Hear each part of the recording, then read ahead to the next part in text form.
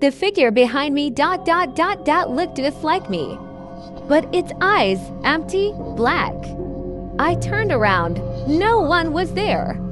But in the mirror it was still standing there.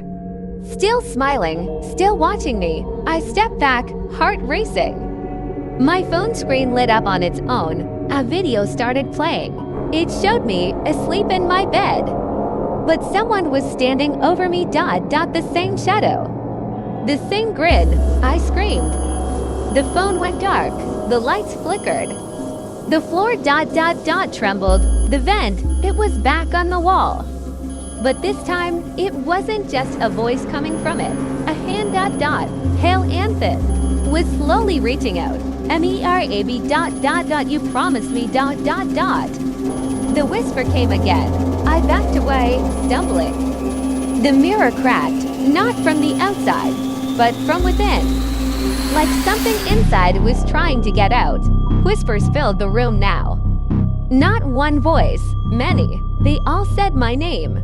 I tried to open the door, locked. I tried the window, sealed. Then I saw My reflection was still in the mirror, but I wasn't in front of it anymore. The reflection moved on its own. It smiled again and spoke. You're already in here, Mirab. You never left. I screamed louder than I ever had. But outside, no one heard. Because my room was no longer in this world. It belonged to the mirror now, to the vent, to them.